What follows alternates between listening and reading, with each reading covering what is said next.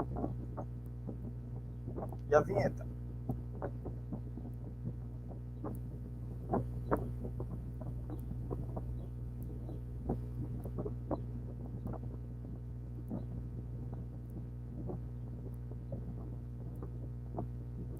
E a vinheta?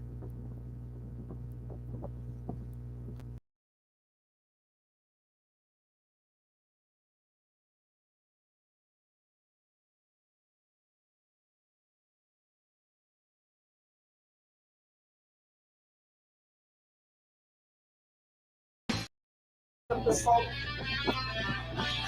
bom dia, galera. Agora ao vivo para valer, 10h04.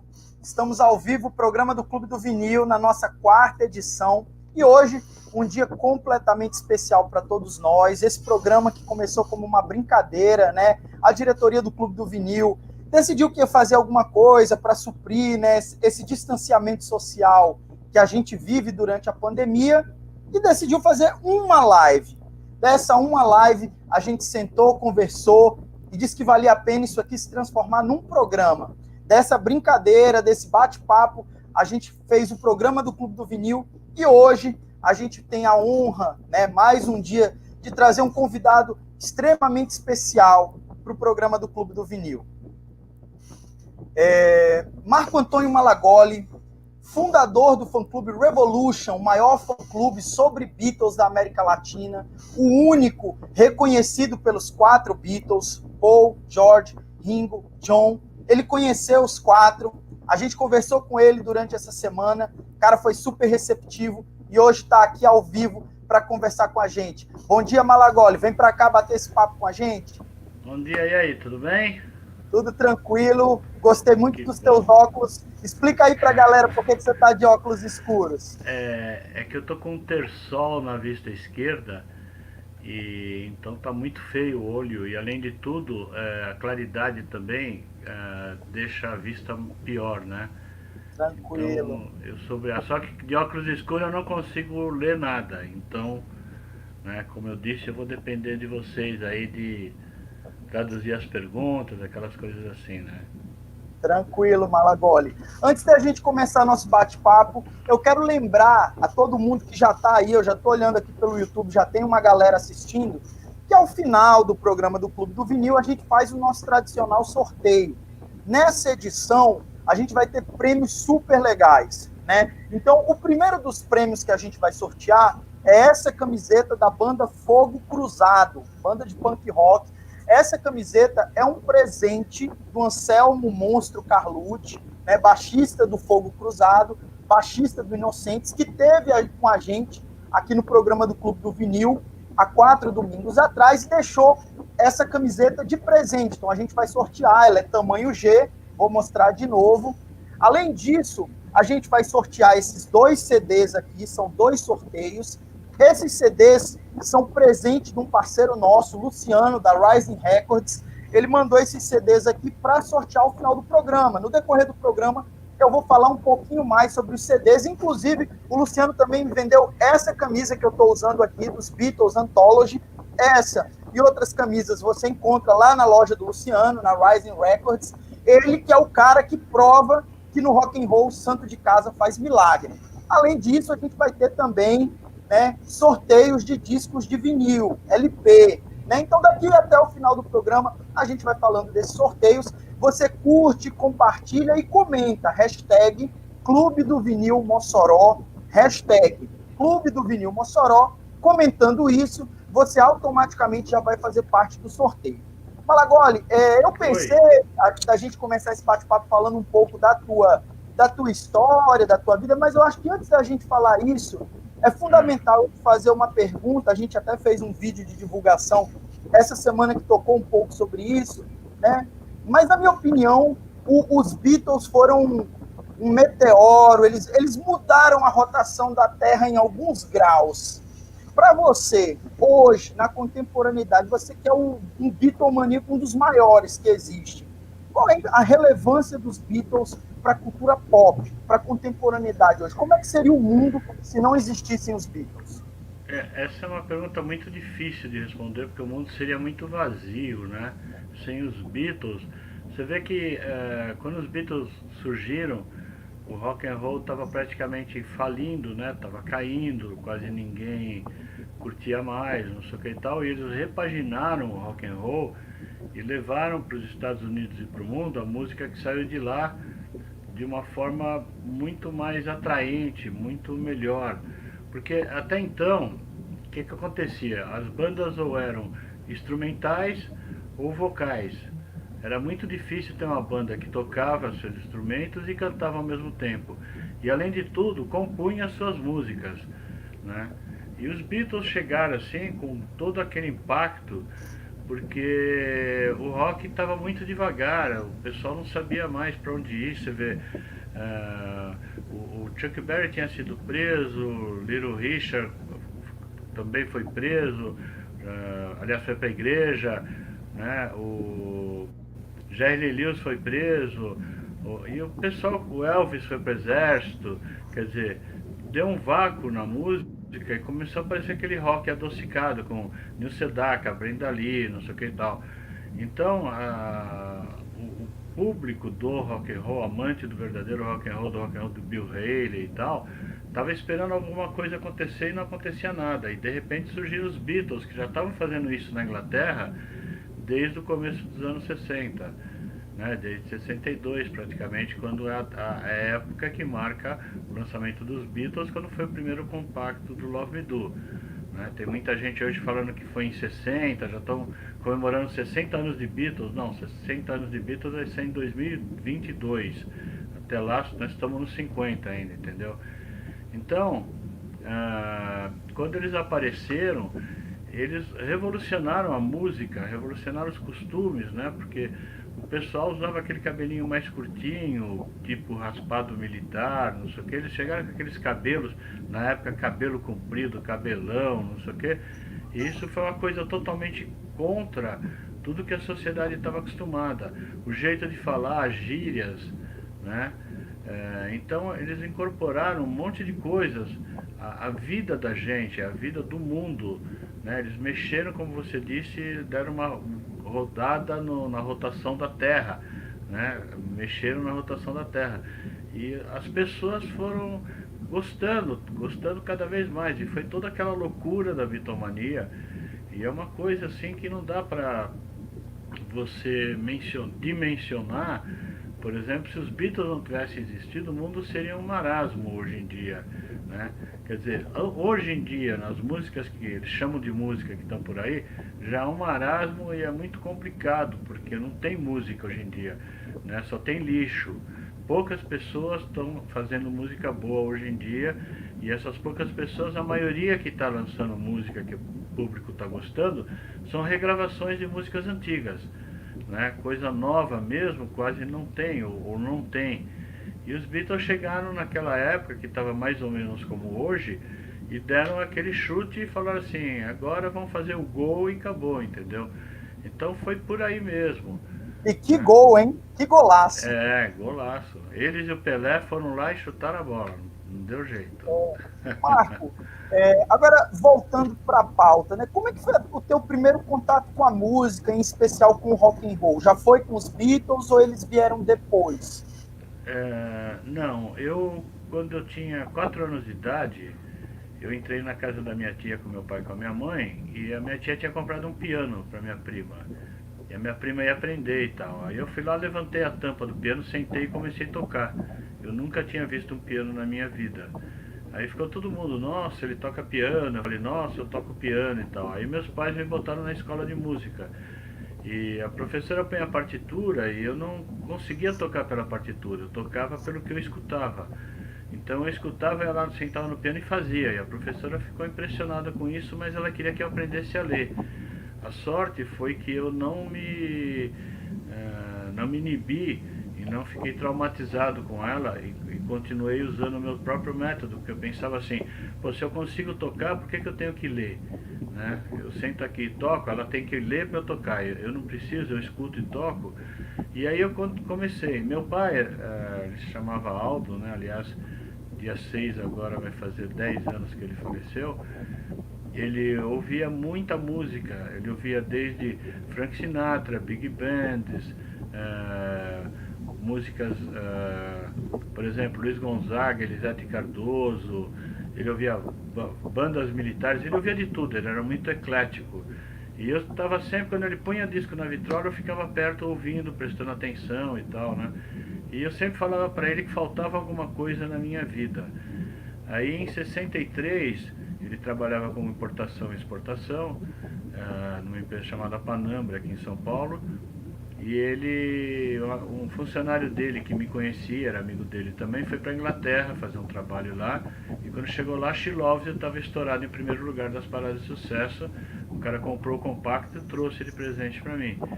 E aí quando foi nesse domingo de manhã, meu pai foi pôr os discos pra gente ouvir, ele colocou She Loves You.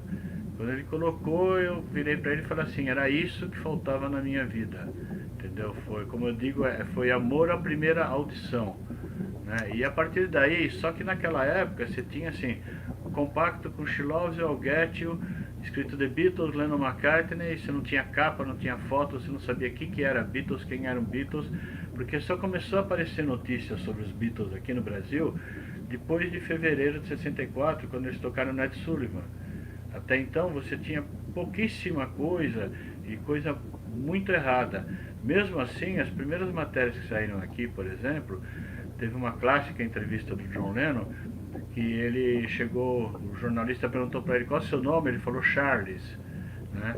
Ah, então é Charles, Paul, George e Ringo, Aí o cara foi, esse cara no final ele virou pro John e falou, ô Charles, ele falou, me chamo John, não chamo Charles, por que você tá me chamando de Charles, né? Só que aqui no Brasil essa entrevista saiu escrita e saiu como Charles. Então no começo a gente sabia que tinha um Charles na banda, mas não sabia também quem era, entendeu? E aí as fotos que saíram dos Beatles, assim, quando saía cada um separado, saía assim, a foto do Paul escrito embaixo, Ringo Starr, a do George escrito assim, John Lennon, entendeu?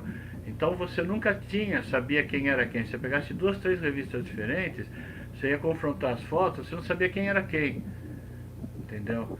Então levou um Como que tempo foi para até... você, Marco? Hoje, você com o fã-clube, a gente vai já falar um pouquinho sobre o fã-clube, internet, blog, site, entrevista. Como que era para você naquela época colher material? Nos anos 70, nos anos 80, era muito difícil conseguir material dos Beatles. Como é que foi esse percurso? Era pelo seguinte, por exemplo, um disco dos Beatles, depois que saía na Inglaterra, ele levava de 6 até 8 meses para sair aqui no Brasil e ainda saía mutilado.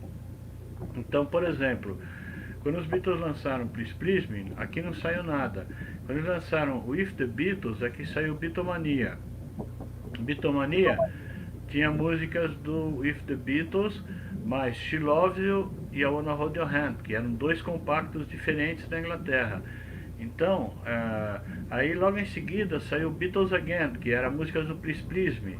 Só que o Beatles Again, ele tinha o Can't Buy Me Love, que já era do A Hard Day's Night, que era do próximo disco, entendeu? Quer dizer, mas a gente não tinha naquela época essa informação. E o Can't Buy Me Love, ela não entrava assim direto, Can't Buy Me Love, né? Ela entrava assim bem baixinho, Can't Buy Me Love, Can't Buy Me Love, Can't Buy Me Love. Ela ia subindo, tinha um fade in e no final um fade out, ela ia baixando, né? Ela não acabava, né? Como acaba o normal. Então ficou uma versão diferente, ficou uma versão estranha no Beatles Again. Aí logo em seguida que eu falo depois, né, na sequência, saiu a Hard Day's Night, aí saiu o Can't Buy Me Love normal, como a gente conhece hoje, entendeu? Então a gente tinha muito disso. Quando saiu o Beatles 65, por exemplo, eles cortaram um monte de música, cortaram Every Little Thing, Babies in Black, que os Beatles tocavam em shows, né? Por exemplo, She's a Woman, que era um compacto, nunca saiu aqui. E essas músicas só foram sair aqui no Brasil em 1974, tá? Então assim, só que você na época não tinha toda essa informação que eu estou falando agora. O que acontecia? Era carta pelo correio mesmo. Então eu peguei aquela revista Beatles Monthly Book e eu peguei a coluna de correspondentes e comecei a escrever pra gente bitomaníaco do mundo inteiro. E os que me responderam, a gente foi fazendo amizade e trocando coisas. Então o pessoal de lá mandava muita coisa para mim, como revistas, livros, discos, Tem uma bandeja de metal dos Beatles que saiu em 64 nos Estados Unidos, um amigo meu mandou, panou, fotografia, tudo que você imagina que é dos Beatles, os caras mandavam. Então eu comecei a receber muita coisa e muita informação, porque vinha revistas, vinha recortes de revistas, e muitas pessoas com quem eu me correspondia iam assistir show dos Beatles, tiravam foto, né? Era uma foto ruim pra caramba, mas era uma foto dos Beatles. Encontravam com eles, via eles passando na rua, tirava foto e tal, coisas que não saíam nos jornais e nas revistas, entendeu? Então, Legal.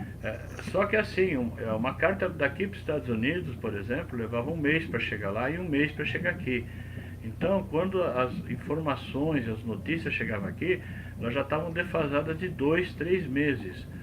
Entendeu? Não é que nem hoje você entra na internet, o cara entra no estúdio para gravar um disco, você já escuta ele gravando o disco, já sabe o nome das músicas, o que vai acontecer. Não tinha isso, não existia.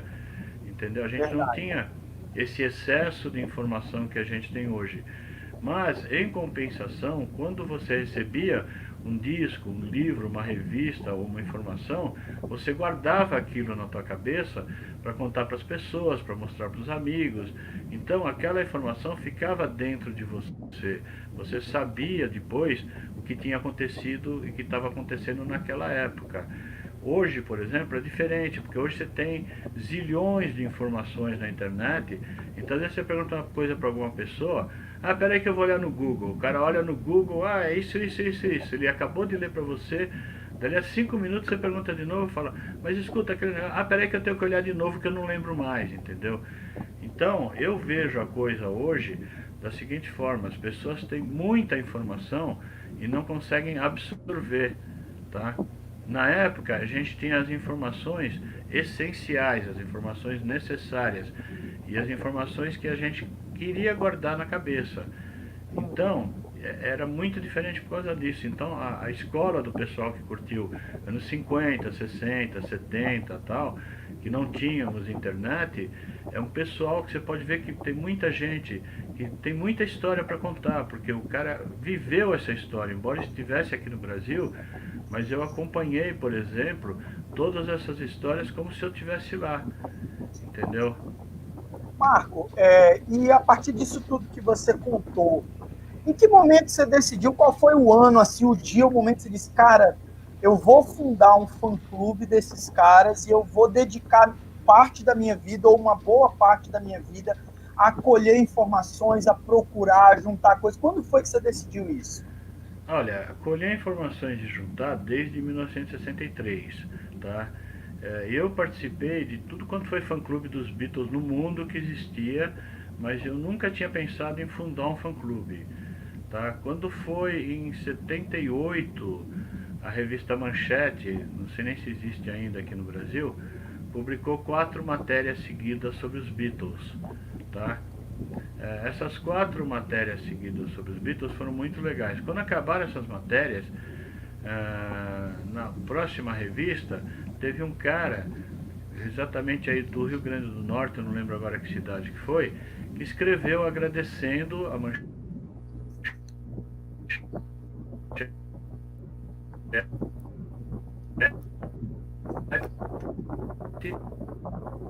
e colocou lá o nome do fã-clube, tá? Aí tem que ter alguma coisa aqui em São Paulo, né, também. Foi aí que me alertou a história. Aí eu escrevi pro cara e ele falou assim, não, existe um fã-clube em São Paulo, não sei o que, não sei o que. Aí eu fui aqui em São Paulo procurar a pessoa tinha parado com o fã-clube, não sei o que, não sei o que. Ajudei a reativar, começou. Quando o fã-clube pegou no breu, assim, começou a crescer, eu fui tipo assim expulso do fã-clube porque eu não era mais necessário. E aí eu fiquei muito desiludido com isso. Eu falei, caramba, eu não quero mais. Só que naquela época eu tinha uma facção do fã-clube que eu escrevia e essa outra pessoa escrevia para outra facção. E as pessoas para quem eu escrevia, eu mandei uma carta dizendo, olha, acabou, eu não vou mais me dedicar. E todo mundo, não, você tem que ficar, você tem que fazer, você tem que não sei o quê.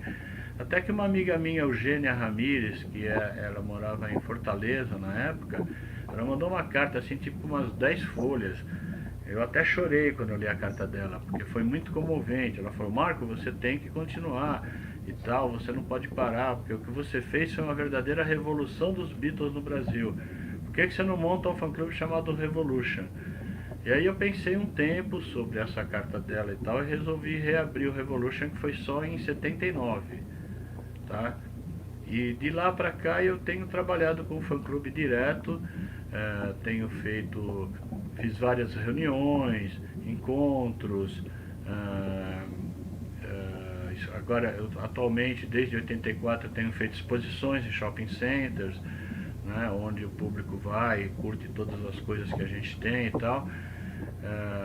E aí eu comecei com as viagens para Liverpool e Londres, onde eu mostro todos os lugares que os Beatles tiveram e tal. Porque o que acontece? Hoje você pode ir para lá, você não precisa de um guia, porque você pode entrar no Google e o Google vai te falar, é aqui, ali, ali, não sei o quê. Só que muitos dos lugares que o Google vai mostrar já não existem mais. Foram demolidos, criaram outro prédio no lugar, alguma coisa assim. E você vai ficar num zigue-zague, você vai dar para cá, para lá, para cá, para lá, vai voltar para cá, vai para lá, vai para cá. Então, o teu dia, por exemplo, numa viagem em Londres ou em Liverpool, não vai render tanto como, por exemplo, se você for comigo, porque eu vou te levar numa linha reta de um lugar para o outro, e, embora não seja cronológico, mas eu vou explicando, eu vou contando a história, eu vou mostrando. Então, num dia você vê muito mais lugares e muito mais coisas, tanto em Londres como em Liverpool, do que você vai ver sozinho. E eu vou estar lá te dando todas as informações, eu vou te explicar as histórias, eu vou tirar foto. E eu vou te mostrar muitos lugares que eu conheço, por exemplo, que não tem em livros ou revistas ou nem no Google que os Beatles tiveram, porque são lugares que não ficaram tão famosos assim, mas eles estão lá ainda, existem. Então o que acontece? Eu acabei me especializando nisso. Então, quando eu faço, por exemplo, essas viagens, eu levo as pessoas para lugares que você quer ver, que você sonha em ver, em lugares que você nem imagina que existem, e quando você vê, você vai ficar assim, tão perplexo como aqueles que você queria ver, porque você vai falar assim, poxa, eu nunca imaginei que isso daqui existisse ainda, eu já ouvi falar, mas eu não sabia onde era, entendeu? Então essa é a grande vantagem, por exemplo, de fazer essa viagem comigo. Além do que eu vou, como eu disse, eu vou contando as histórias no lugar, eu tiro foto sua ali, entendeu? Então eu mostro um banco, falo assim, tá vendo esse banco? Os Beatles sentaram aqui. Aí você vai sentar, eu vou tirar uma foto, vou mostrar uma foto dos Beatles sentado naquele banco. Estou dando um exemplo, tá? Legal. Então você vai estar bem ilustrado, bem amparado, e você não vai perder tempo. Você vai ter toda a substância da vida dentro de uma viagem dos Beatles. Se você for sozinho, você vai achar um monte de lugar, sem sombra de dúvida. Mas você não vai conseguir ver tudo que é possível, né? Então, por exemplo, aquele ônibus do Magical Mystery Tour que tem em Liverpool, ele faz uma viagem de torno de 2 horas, 2 horas e meia e tal, né? E tem gente que faz lá, já vi tudo em Liverpool, né? Não é bem assim, porque a nossa viagem, a gente fica 5 dias em Liverpool, entendeu? Sim. Eu mostro muito mais coisas, com muito mais detalhes, muitas informações. Além do que eu estou contando em português para as pessoas, estou explicando, você pode fazer pergunta, se você tiver dúvida você vai perguntar, eu vou responder, eu vou tentar deixar tudo bem legal para você, entendeu? Então é basicamente isso. Então hoje em dia o meu trabalho é esse, é fazer essas exposições. A gente está com uma lojinha, na verdade é uma vitrine Beatles, num site de negociações chamado We Look For, né? We, né, nós, look, olhar, né, 4, welookfor.com, onde a gente tem bastante coisa dos Beatles lá à venda, e as pessoas entram, vê a descrição, vê o que é, preço, não sei o que e tal, depois, quando você clica lá, você vem direto no meu WhatsApp para falar comigo, entendeu? Então é muito legal, porque você tem, é uma vitrine sem intermediários, você não é que nem esses sites de venda, que você tem que pagar uma porcentagem para um, pagar uma porcentagem para outro, entendeu? Você faz direto com as pessoas, né? Não tem aquela de, eu sou vendedor, mas ninguém vai saber quem é o vendedor, entendeu? Mostra a tua cara lá. Malagoli, no nosso segundo bloco a gente vai explorar um pouco mais esse trabalho que você tem, a tua coleção, E agora a gente vai fazer nossa primeira pausa, inclusive para você poder beber uma água, descansar um Ah, pouco, né? E lembrando que você pode, você que está nos assistindo, inclusive gostaria de agradecer, porque aqui no nosso chat já se manifestou gente de Fortaleza, gente de Belém, gente do Maranhão, gente de São Paulo. Então, muito obrigado pela participação no nosso programa do Clube do Vinil. A gente volta daqui a pouco com o Marco Malagoli para seguir batendo papo, e aí vai ter uma legal. surpresa, porque nesse bate-papo a gente também vai receber Emerson Linhares e Togo Ferrari, que são dois grandes fãs dos Legal. Beatles. Ei, O Togo, inclusive, estreou um programa ontem na rádio sobre os Beatles, então eu acredito que ele vai entrar ao vivo com a gente aqui para bater esse papo junto com você, Marco. E agora a gente faz a nossa legal. primeira parada convidando o quadro Minha História com Vinil, aquele quadro que você já sabe, em que o Clube do Vinil vai até a casa de um sócio ou de uma sócia do Clube do Vinil aqui de Mossoró. Nesse momento de pandemia, a gente não está podendo ir até a casa das pessoas, mas as pessoas estão enviando vídeos para a gente. E hoje a gente foi conhecer a história da Graziella Consuelo, como foi que ela conheceu o vinil, como foi que ela se envolveu com o vinil, quais são os vinis importantes da coleção dela. Vamos ouvir um pouco do que a Graziella tem para contar para a gente. A gente volta já já com o bate-papo com o Marco Antônio Malagoli. Até daqui a pouco. Bom dia, para quem não me conhece, me chamo Grazi e eu vou falar para vocês hoje um pouco da minha história com o vinil. Eu acompanho o Clube do Vinil há algum tempo, pelo WhatsApp e também pelo Instagram. E a minha paixão pelo vinil começou em 2013, quando eu comecei a frequentar a casa do meu cunhado, Caio César, que também participa aqui do grupo do clube. E de lá pra cá, eu virei um ouvinte assídua do vinil. No mesmo ano, em 2013, eu comprei alguns discos lá no Síbado. Inclusive, os primeiros discos que eu comprei foram de Roberto Carlos. Quem me conhece sabe o quanto que eu gosto das canções desse artista. E de lá pra cá, eu fui comprando discos, né? A maioria dos discos que eu tenho são nacionais, música brasileira, que eu sou apaixonada. Eu tenho em torno de 180 discos, e dentre eles Legião, Engenheiros, Rita Lee, Raul Seixas, que são os artistas que eu mais assim, me identifico. E é isso. Mas hoje eu vou falar em especial de um artista nordestino, né, pernambucano, que nos deixou em 89, mas que deixou uma discografia maravilhosa, né, que é o Luiz Gonzaga, Gonzagão, Rei do Baião. E por que esse disco é especial para mim?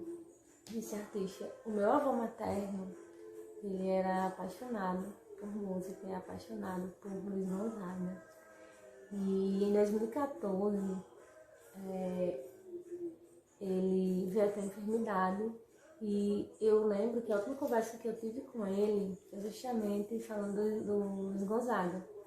Eu liguei para a vovó e falei para ele que quando eu retornasse à minha cidade, a gente iria ouvir bastante Luiz Gonzaga. E ele riu, né, e falou, vamos sim, minha filha. Só que infelizmente ele não resistiu e está lá nos céus ouvindo Luiz Gonzaga. E particularmente eu sou apaixonada por Luiz Gonzaga, pelas canções dele, né? Tem muita música linda que canta o nosso Nordeste, né? Canta a nossa realidade, né? E exalta a nossa realidade. Então, por isso que esse artista é especial para mim, e esse vinil em especial, que tem algumas canções que meu avô era apaixonado, como por exemplo A Vida do Viajante, né? E eu tenho alguns discos de Luiz Gonzaga, não só esse, que sempre que posso estou ouvindo, né? Ele era do meu avô. E eu tenho duas vitrolas, tem uma Panasonic antiga, que eu acho o máximo, que ela não tá aqui porque eu tô colocando as caixas dela. E tem essa maletinha, pra onde eu vou levo. Eu acho ela o máximo, super prática. E é isso. A minha história com o vinil, ela é curtinha, ela começou há pouco tempo, mas eu curto bastante esse universo, sempre gostei muito de música. Cresci um ambiente musical, sou filha de radialista, então em casa tem uma coisa que não faltou foi um rádio ligado. E eu escuto música sempre, né? Se eu tô alegre, se eu tô triste, tô sempre cantando com os meus alunos, eu tô sempre com música em casa quando eu recebo os meus amigos. E é isso. Espero que tenha passado um pouco da minha história com o vinil e já estou ansiosa para ouvir a história dos outros participantes do Clube do Vinil nas próximas lives. Um bom dia a todos e uma ótima semana.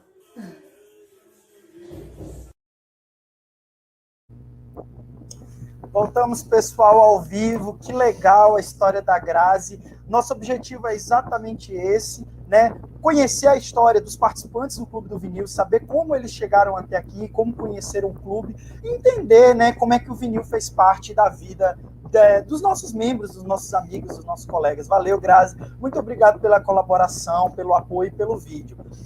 E agora a gente chama de volta ao palco aqui a nossa estrela, Marco Antônio Malagoli, e convida também Emerson Nogueira e Togo. Não sei se Emerson e Togo estão aí no backstage, né? Mas quando estiverem prontos podem entrar. Estou vendo que Togo está entrando aí. Togo, nos escuta? Emerson está entrando também. Bom dia, Emerson. Bom dia, Togo. Emerson, seu microfone está desligado. Está ligado agora. Opa! Vamos aguardar um pedacinho, Marco, enquanto eles entram. Togo já está aqui. Já consegui visualizar ele aqui. Mas, Marco, enquanto Emerson e Togo se organizam aqui, algumas pessoas pediram para você repetir o site de vendas. Seria possível você repetir? A gente vai tentar colocar digitado. Bom dia, Emerson, já te vejo. Opa, bom dia. Você teria como, Marco? Tudo bem? Opa, e aí, Marco? Tudo Tem, bom, sim, rapaz? Quanto tempo? Tudo bem. O site é we, né? Nós, W-E, Look, L-O-O-K 4, número 4.com. Então é welookfor.com. Tá? É facinho. Nós estamos procurando por, né? Na verdade, o significado em português seria nós, we, look, procuramos 4, for, né? Por. Então seria um site onde você vai procurar coisas interessantes que você quer e você pode fazer uma troca, você pode vender. É um site muito legal. Inclusive eles estão ajudando a gente nas nossas lives, estão patrocinando as lives da gente. É muito legal. Alguém está sem fone aí. Togo, a gente precisa que você... Bota fone, Togo. Põe o fone aí, Togo. Eu não tenho fone, eu estou com a condição de retorno. Ixi, vai ficar dando reverb direto.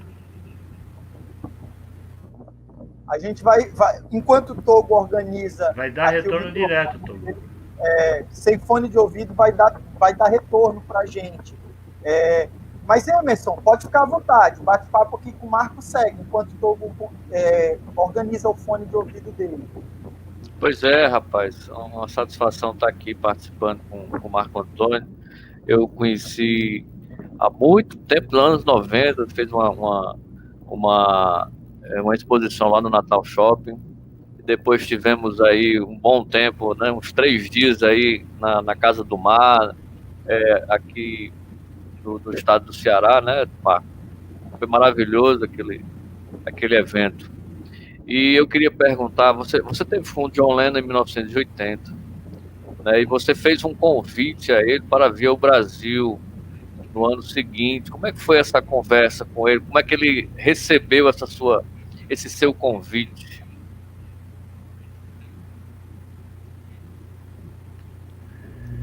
Então, na verdade, eu já vinha há muitos anos conversando com o pessoal da MPL para o povo vir para o Brasil, porque até então o Jorge tinha vindo, mas não queria fazer show, né? O Ringo não estava fazendo show e o Paul estava começando a fazer show, então por que não, né?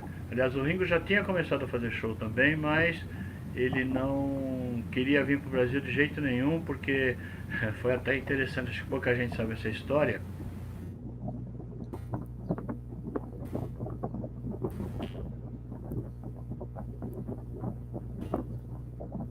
Ah, teve tipo uma cartomante, alguma coisa assim.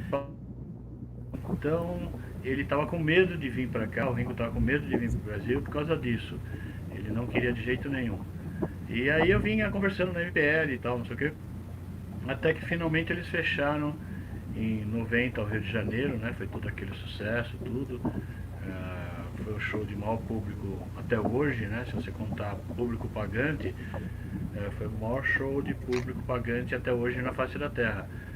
E foi assim, foi tentando, conversando, perturbando mesmo, escrevendo cartas, sabe? Indo lá na MPL pessoalmente durante as viagens que a gente fazia da Magical History Tour. Toda vez que eu ia para Londres, eu passava na MPL, tocava a campainha, pedia para conversar, não sei o que e tal. Então foi na base da insistência mesmo, né? A gente foi insistindo até a montanha. Marco, deixa eu aproveitar a deixa que o Emerson colocou. Ontem, nos dias que passaram, assistindo o material para esse bate-papo, e obviamente eu preciso tocar nesse assunto, você conheceu pessoalmente os 4 Beatles. E eu gostaria que você falasse Sim. de como foram essas experiências. Se puder detalhar alguma coisa, mas particularmente, quando você conheceu o John Lennon, pelo que eu pesquisei, ele te disse que voltaria a conversar com os outros 3 Beatles para ver o que faria da vida. 2 meses depois, o John Lennon foi assassinado. O que você acha que essa conversa entre os 4 Beatles, naquele momento, o que você acha que ela acarretaria? E como foi teu contato com os outros Beatles? Olha, quando eu estive com o John Lennon, nós conversamos ali mais ou menos uns 15 minutos na porta do Dakota. Foi uma conversa até longa, né? Quer dizer, eu gostaria de conversar 24 horas direto com ele, mas eu posso me dar por feliz que eu consegui pelo menos esse tempo com ele. Eu perguntei para ele por que ele nunca tinha vindo para o Brasil. Ele falou que nunca tinha sido convidado. Eu falei, então você está convidado a partir de agora. Aí ele comentou sobre, eu perguntei do Double Fantasy, ele contou, falou que ia lançar o Milk and Honey, que ele queria que fosse o primeiro disco da década de 80. Ele ia sair para uma turnê, que ele ia começar pelo Japão, depois Europa, depois Estados Unidos. Eu falei o Brasil, ele falou e depois o Brasil. E aí ele falou que quando ele acabasse essa turnê, que ele voltasse a Nova York, que ele ia ligar para os outros 3 para ver o que eles iam fazer da vida. Ele falou exatamente essas palavras, tá? Então, assim, qualquer um entende que ele ia ligar para os outros 3 para ver se...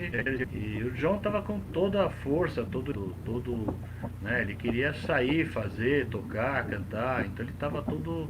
Né? E eu acredito que se ele não cortassem a vida dele naquele período, possivelmente teria uma volta dos Beatles, assim, com certeza, porque pelo menos ele tinha bastante vontade de fazer isso, tá? Eu sei que o Paul já tinha procurado ele também para conversar sobre isso, e o George também já tinha aceitado, entendeu? E o Ringo, né? Se eles falassem, vamos, o Ringo ia, né? Porque o Ringo sempre quis a volta dos Beatles, né? Então, foi uma das coisas que a gente conversou, foi exatamente isso, né? Bom, resumindo, assim, os meus encontros com os Beatles, na verdade, o primeiro Beatle que eu vi na vida foi em 74, o Ringo, lá em Londres. Eu estava dentro da Apple na na St. James Street, e ele passou assim, perto de mim, saiu por uma porta, entrou no carro e foi embora. Eu não consegui falar com ele, encostar nele, nada, não consegui nada. Só vi ele passando assim na minha frente e foi aí. Depois disso, George Harrison veio em 1978, 78, veio começo de 79, desculpa, fevereiro de 79. Ele veio para o Brasil para assistir o Grande Prêmio de Fórmula 1.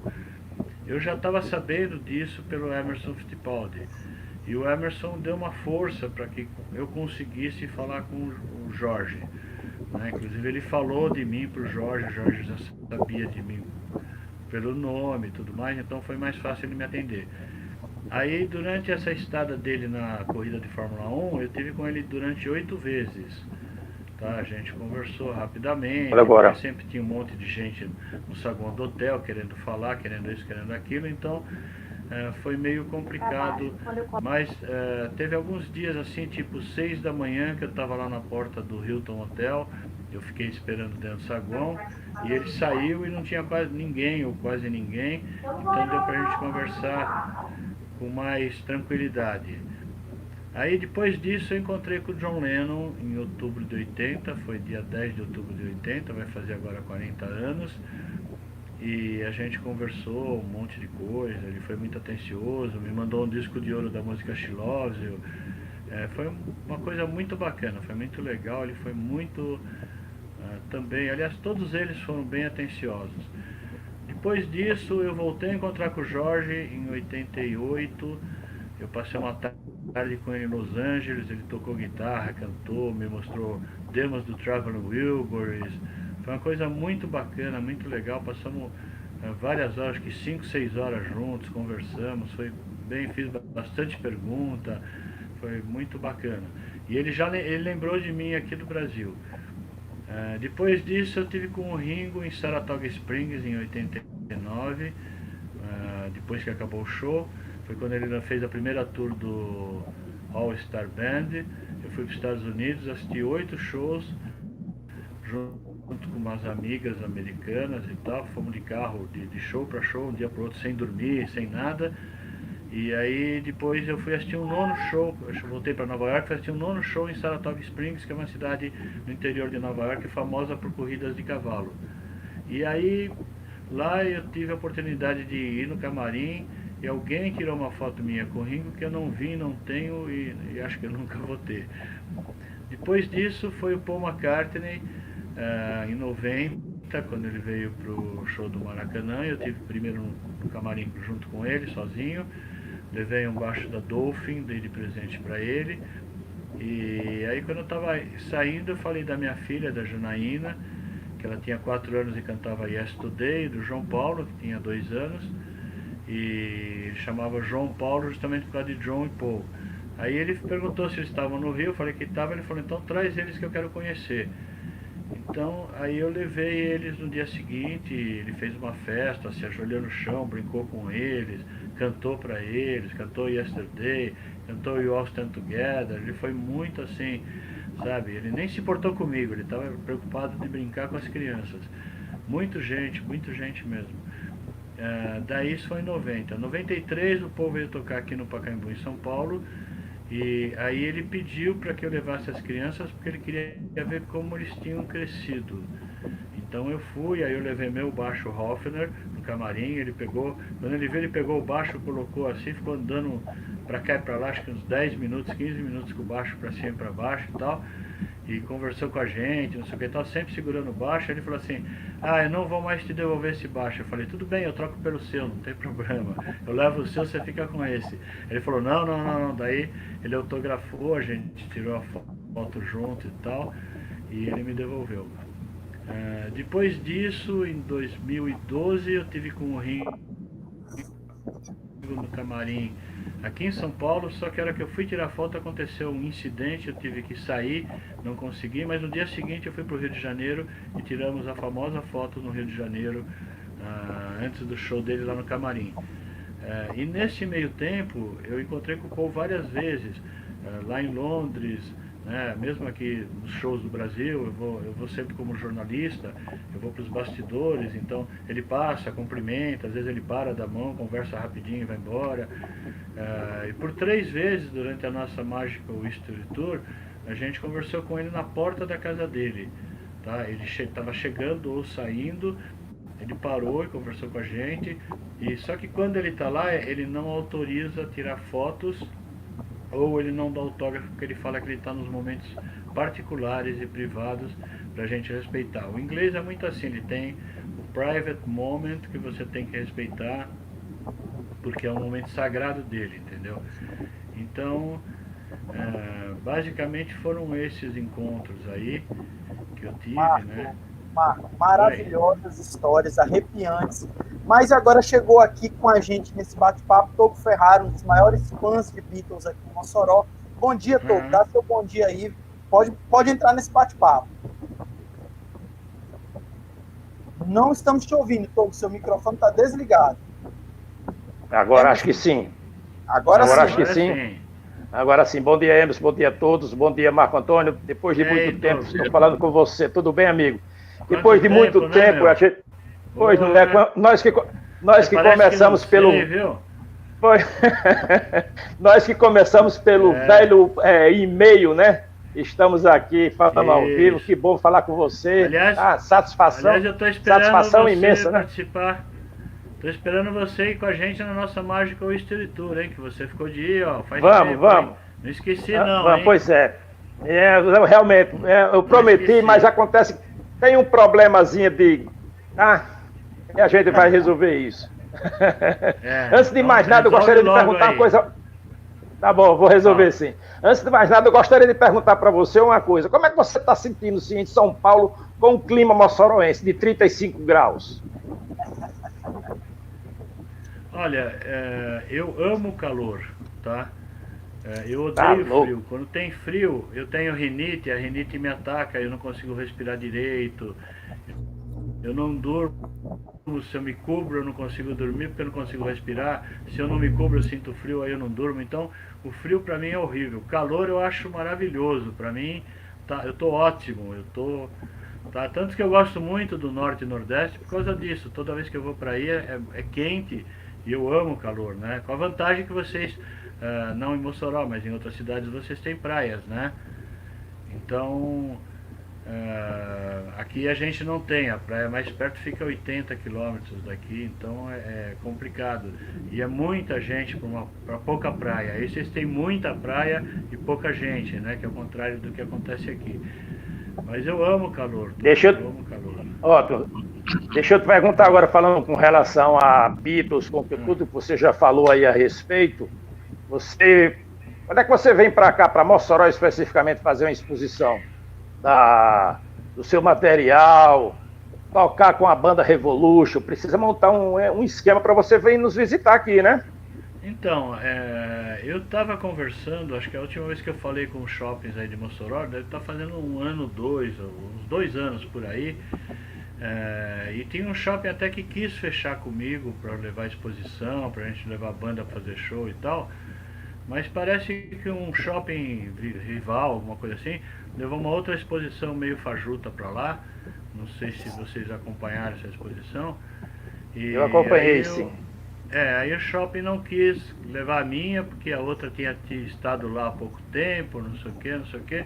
Então o shopping tem muito disso, infelizmente a cabecinha deles é assim, se fez uma vez, o outro fez, eu não vou fazer, entendeu? Eles não percebem que são coisas diferentes e pode ter uma repercussão muito melhor e muito maior, né, por exemplo, do que eles tiveram. Então, infelizmente... Nessa exposição que o Marco faz, ele coloca, né, o baixo autografado pelo Paul, tem lá o disco de ouro, né, o compacto de ouro, presente do John Lennon. Então tem muitos itens, verdadeiras relíquias. Na verdade, Marco Antônio, essa exposição que houve aqui no shopping, eu fui um intermediador. Eu indiquei primeiro a sua exposição. Falei para o pessoal, para a administração do shopping, e eles conseguiram, com essa outra equipe, que estava fazendo a ligação já com todos os shoppings da rede Partage. Então, por isso que eles deram preferência a esse outro grupo em relação a você. Fiquei de volta lá no shopping para falar a seu respeito. Quando mudou a administração, eu fiquei sem acesso. Talvez por isso que você não teve a... Isso acontece, essa outra exposição, parece que o cara sumiu, porque ele não tem nada original né? Tudo que ele tem lá, você deve ter na tua casa muito mais coisas dos Beatles, ou até o Eu Schneider, acredito né? que sim. Vocês têm muito mais coisa na casa de vocês do que o que tinha naquela exposição. Porque o cara é assim, ele foi para Londres, Verdade. Liverpool e Estados Unidos, comprou um monte de bonequinho, de lampadinha, de não sei o que, de bijuteria e tal, e colocou lá. Quer dizer, qualquer um que vai viajar para Inglaterra ou Estados Unidos consegue comprar esse material que esse cara põe nessa exposição. E a minha não, a minha são objetos originais dos anos 60 e muitos que pertenceram aos Beatles, né? Eu ia te perguntar exatamente sobre isso, Marco. Cláudio aqui. Marco, eu estive na exposição e a sensação que eu tive foi exatamente essa, que era uma exposição de souvenir, né? Coisa que qualquer pessoa pode comprar. Sim. Na tua coleção, o que você tem de mais raro, de particularmente mais caro para você, não em preço, mas aquelas coisas, o Emerson citou o disco de ouro, o baixo autografado, mas que outros itens você tem e diz assim, quem tem esse sou eu e poucas pessoas, ou só eu? Olha, eu tenho, por exemplo, 2 guitarras do Traveling Wilburys, que essas eu nunca coloquei em exposição nenhuma até hoje, autografadas pelo George Harrison para mim, tá? São 2 guitarras originais. Eu tenho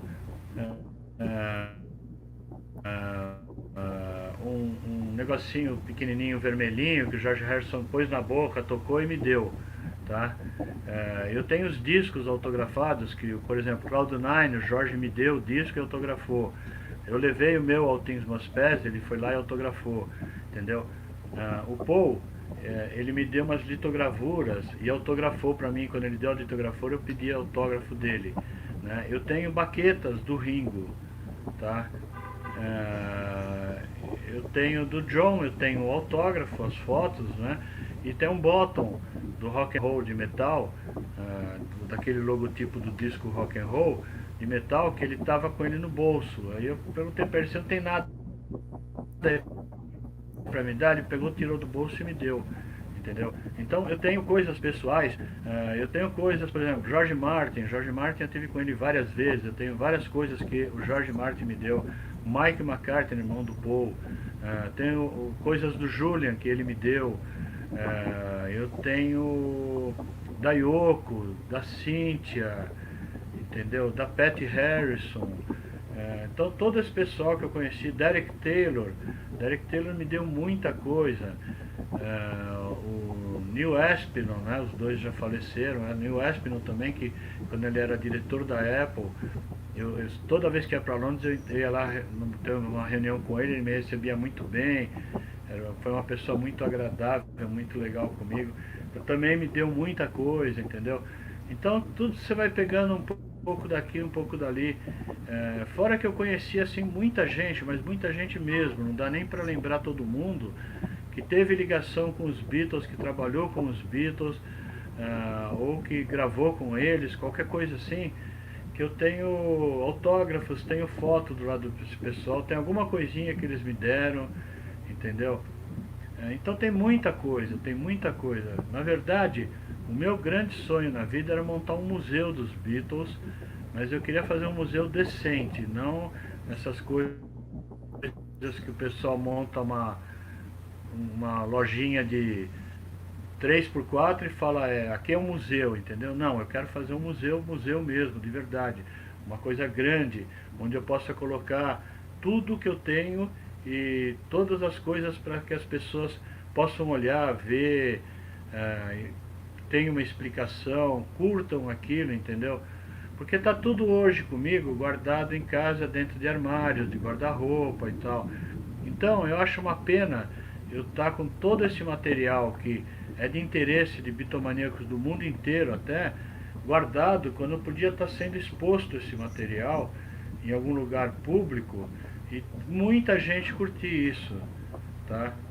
E eu já tentei várias vezes fazer esse museu, no começo dos anos 90 eu quase consegui, numa cidade daqui de São Paulo chamada Mogi das Cruzes, eu consegui inclusive um patrocínio da Coca-Cola, consegui um terreno grande para fazer as obras, não sei o que e tal, com o prefeito da época né? Só que o prefeito levou um tempo grande para me dar a documentação.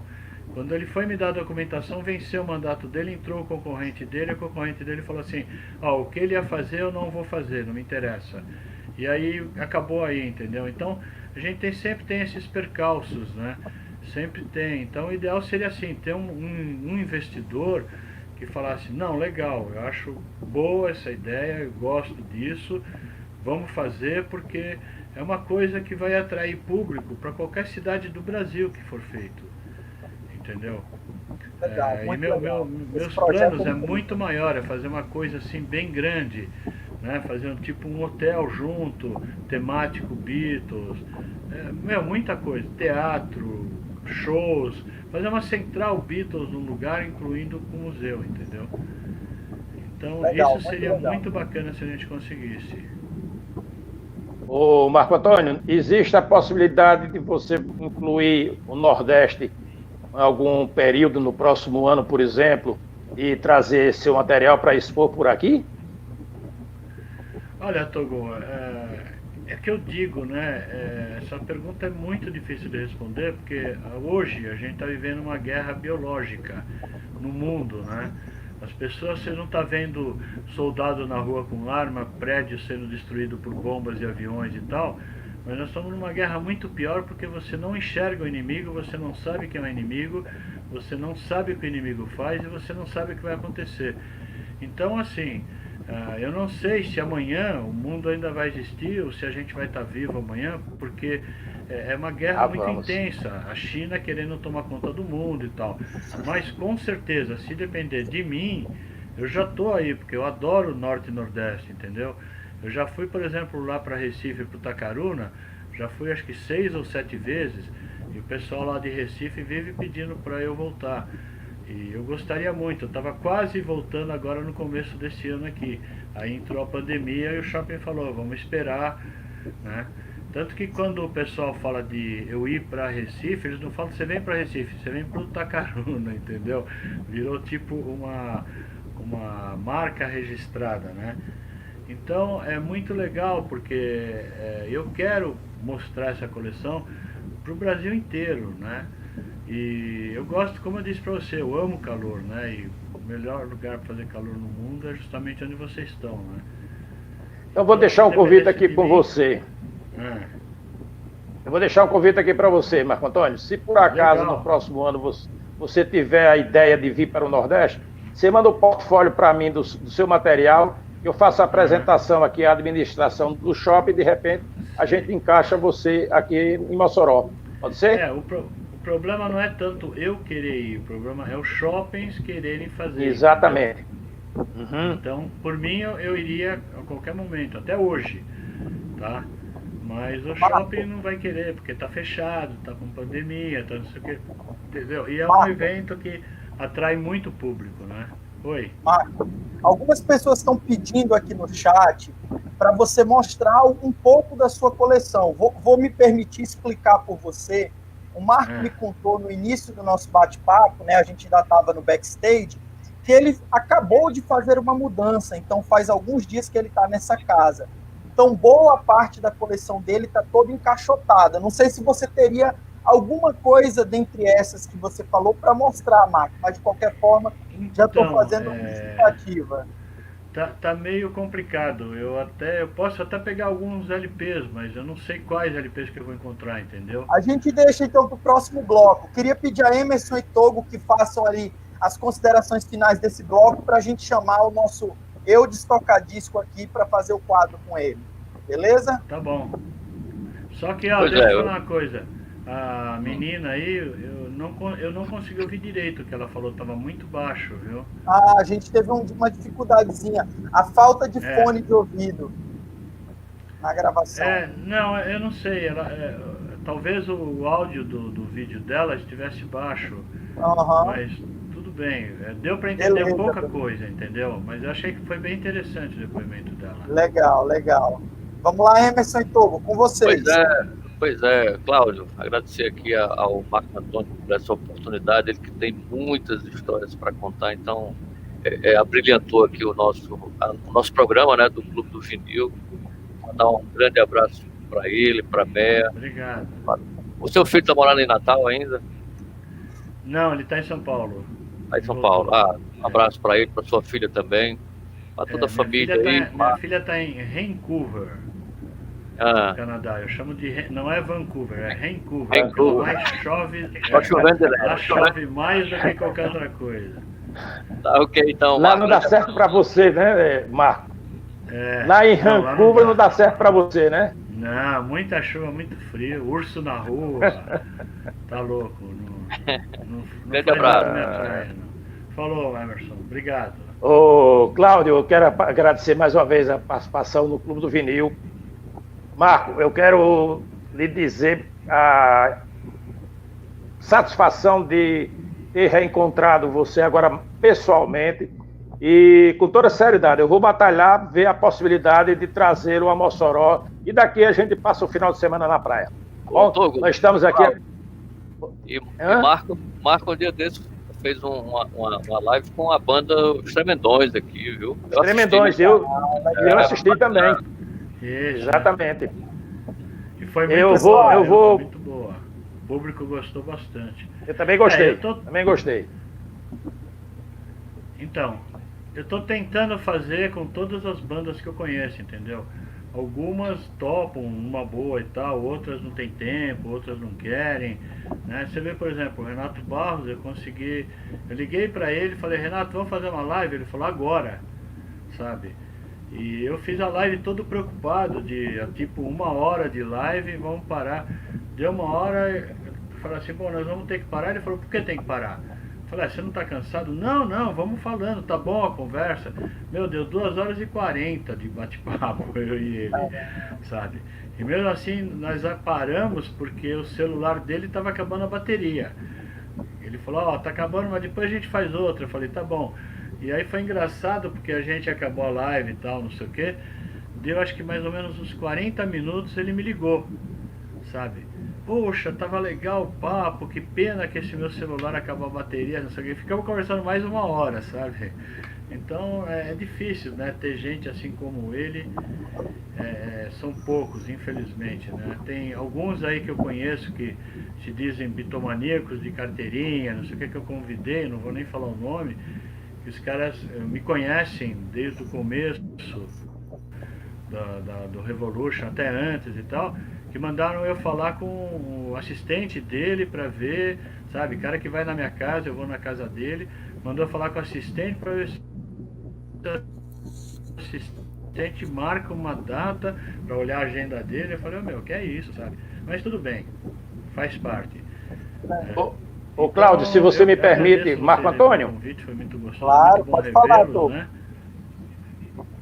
Ô Marco Antônio, só um detalhe, no próximo dia 17 vai haver uma live com a banda Os Tremendões no estúdio do ATV aqui em Mossoró, e eles vão prestar homenagem ao Renato Barros, tocando músicas, principalmente as versionadas dos Beatles. De repente, se você tiver interesse, a partir das 17 horas no canal do YouTube da banda Tremendões, tá bom?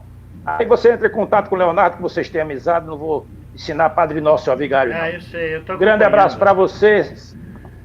Grande abraço para você, uma satisfação imensa estar com vocês. Leonardo já me passou já.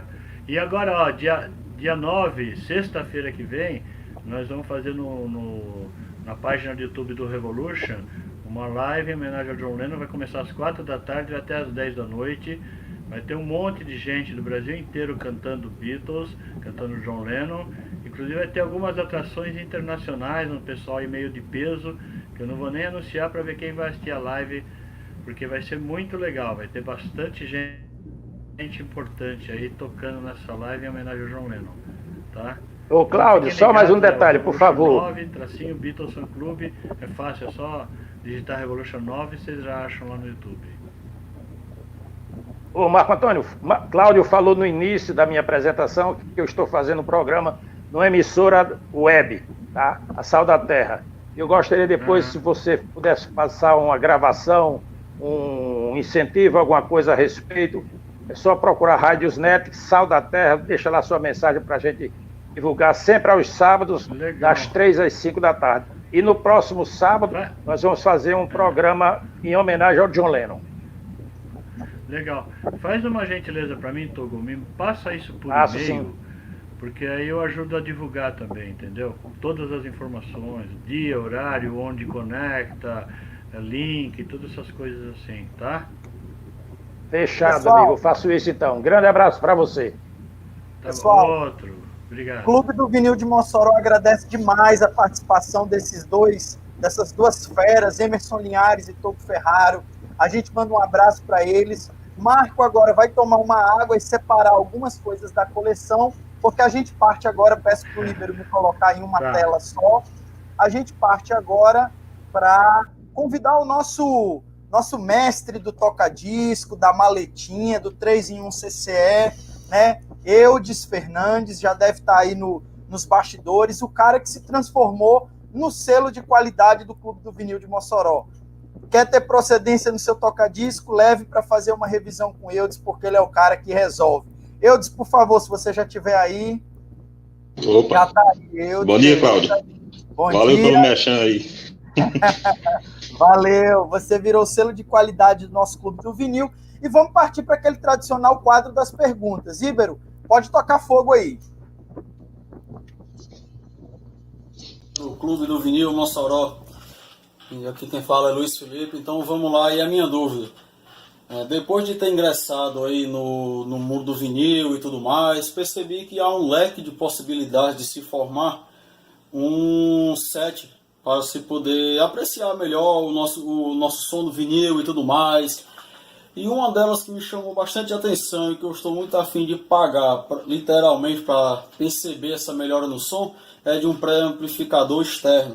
Temos também a possibilidade de utilizar um toca-disco que já tem um pré-amplificador embutido, ou então de um receiver que tem a entrada fono.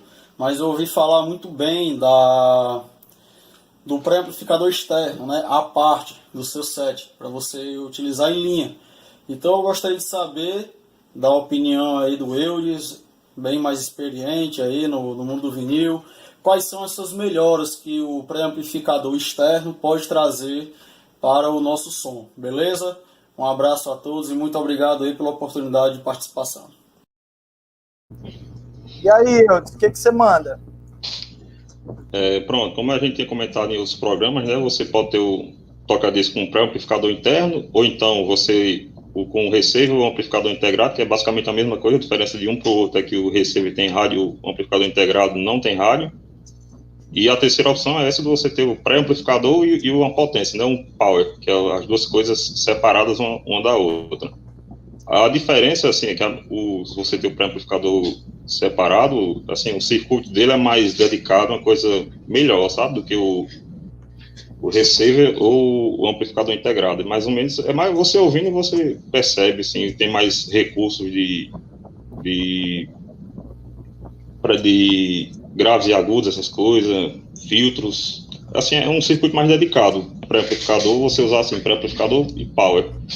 Mais interessante, se você puder investir, a diferença é basicamente que é melhor, é mais refinado o circuito, é isso. Marcas como Gradiente, Polivox, o CM5000 da Polivox é um pré-bom, o P1 e o P2 da Gradiente é bom, o Nashville tem uns pré-amplificadores bons também. O negócio é pesquisar preços e tal, que tiver ao alcance da pessoa. O Nashville, por exemplo, é bem em conta e é um dos melhores pré-fabricados aqui no Brasil, é o Nashville NP 1900. Então, quem quiser dar uma pesquisada aí, ele é um pré, não é caro e é um excelente pré, recomendo. Íbero, antes de você chamar a próxima pergunta, eu quero lembrar você que está assistindo a gente que você pode participar do nosso sorteio realizado ao final do programa. Hoje a gente vai estar sorteando essa camisa aqui da banda Fogo Cruzado, presente do Anselmo Carlucci. Essa camisa aqui é da Skype, nossos amigos da Skype, companheiros aí de batalha na música, né? O Anselmo autorizou a doação dessa camisa aqui para o sorteio. Também vão estar sendo doados, esses 2 CDs aqui também vão estar sendo sorteados. Esses CDs aqui, daqui a pouco eu vou falar melhor sobre eles, são presentes do do Luciano, da Rising Records, doou pra gente aqui. Tem um disco do Paul McCartney, que foi doado pelo Yuri, e um disco coletânea dos Beatles, doado pelo Wagner. Então hoje é só presente de alta procedência. Você digita aí hashtag Clube do Vinil Mossoró, hashtag Clube do Vinil Mossoró, e você concorre, ao final da nossa live, você concorre a esses presentes. Hoje é só top de qualidade. Vamos lá, Íbero, pode soltar a segunda pergunta. Olá, clube, tudo bem? Muito obrigado pelo convite. Minha pergunta para você, camarada, é sobre gramatura de vinil. Vou ler aqui um pequeno texto que tem na contracapa deste álbum. É um disco de 1973. Dynaflex é uma marca registrada da RCA para um novo avanço na fabricação de discos. Proporciona um disco mais silencioso e suave, reduzindo o ruído de superfície e melhorando sensivelmente a qualidade de reprodução do som. Devido à redução de peso, a gramatura, desaparecem problemas como empenamento e deslizamento.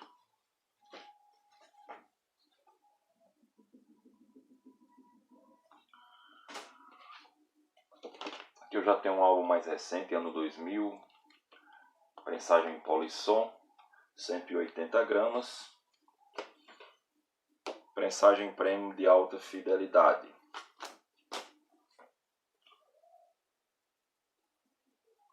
Bem mais rígido. Essa questão da gramatura, né, mais pesado, mais leve, fino, grosso, isso tem um impacto na qualidade do som do LP. Ou essas gramaturas de 180, 200 gramas foram criadas aí pela indústria só para dar uma detonada no motorzinho aí das maletinhas ou seus similares aí vintage. Valeu. Pronto, a parte interessante, Val tem de tudo mesmo, né? Esses discos da Dynaflex eu nem sabia que tinha no Brasil. Isso aí pensei que só tinha nos Estados Unidos mesmo. Essa tecnologia aí da RCA, eles criaram na época da crise do petróleo, né? Que as gravadoras faziam o seguinte: pegava disco velho, né? Disco usado velho, cortava o selo dele e derretia. Fazia o disco novo a partir dessa massa derretida. Só que esses discos não têm uma qualidade muito boa. Aí o que a RCA fez? Criou essa tecnologia Dynaflex, que eles adicionam algum tipo de química no vinil, que eu não sei o que é, que ele fica com a qualidade assim, igual o dos discos normais, em relação à qualidade de áudio, é basicamente a mesma, só que ele é fininho, né? Você gasta bem menos material para fabricar. É isso que é o disco Dynaflex. Sim, em relação à qualidade da gramatura, o disco Dynaflex em relação ao comum é a mesma qualidade, não tem diferença não. E assim, qual disco é melhor? Se é o comum ou o Dynaflex e o de 180 gramas? O de 180 gramas e o de 200, até 200 gramas também é melhor. Essa parte que tem aí no verso do disco, falando sobre a tecnologia da Dynaflex e tal, é mais marketing mesmo, né, de época. O disco de gramatura maior, ele é melhor, sim, melhor que o outro. A vantagem do Dynaflex é a questão de transporte, por exemplo, que ele não quebra fácil. Você vê lá, você consegue amassar o disco todo e assim ele não quebra. A vantagem do Dynaflex é essa. Mas com relação à qualidade, os discos de 180 gramas são superiores, sim. É isso. São superiores, inclusive, aos discos de gramatura comum, esses que a gente tem de época? Sim, sim. Aliás, também não é só isso. Não é só a gramatura que influencia na qualidade do áudio, não. Principalmente a masterização disso, né? A prensagem, que você vai fazer o disco, você faz uma master, né? Chama de acetato, se não me engano. É um torno, vai lá e corta. Um torno Newman, o nome desse torno, que ele fabrica a master para prensar os discos. Como é que essa master está sendo feita é o mais importante do que o próprio material do disco. E também a questão de compressão, que você tem muito disco que tem muitas faixas por lado, a duração muito grande, e também não é legal não, fica uma qualidade bem sofrível. Isso aí influencia mais do que a gramatura, bem mais. Beleza. Íbero, pode soltar a terceira pergunta. Olá pessoal, tudo bem? Eu gostaria inicialmente de parabenizar os organizadores pela iniciativa deste evento, que torna-se bastante útil e esclarecedor com dúvidas para os participantes do grupo. gostaria de perguntar, eu dizer o seguinte, eu tenho um toca-disco e ele não tem controle de peso no braço. Como eu faço para resolver o problema, Eulis? Sem trocar equipamento, evidentemente, ok? Um abraço, tchau. Valeu, pergunta aí do grande Orley. Vai lá. Pronto, tem toca-disco que você não tem a liberdade de você trocar a cápsula dele, né? Não pode trocar a cápsula e a agulha dele, é um modelo fixo. Nesses casos, você não precisa ter ajuste de contrapesos. Se você não pode mudar a sua cápsula, nem sua agulha, você pode trocar a agulha, né, quando precisar. Mas você não pode trocar a cápsula, é um modelo fixo e morreu, não existe necessidade de você ter contrapeso, né? Então não precisa de ajuda de contrapeso. Esses toca-disco específico, né? Tem uns da Audio, provavelmente o dele é aquele Audio-Tech, a TLP60, que ele é desse jeito que estou dizendo, que ele usa uma cápsula fixa. Alguns da Pioneer também são assim, da Ion, que você não troca, não precisa desse ajuste. Já vem de fábrica certo, né? Não precisa se preocupar com isso, não. E no caso de não haver esse ajuste, isso pode influenciar negativamente no toca-disco? Pode causar algum problema? Não, a questão é que é só assim, essa questão de você não ter a liberdade de você trocar de cápsula, né? Você não pode fazer um upgrade no equipamento, não pode fazer nada. Aquilo ali, se contente com aquilo ali. Você não pode trocar o braço, que também é uma coisa inviável. Não são toca-discos assim tão bons quanto os de montagem universal, né? Os Technics de época, não todos os Technics, a maioria, mas não são todos que trocam, não.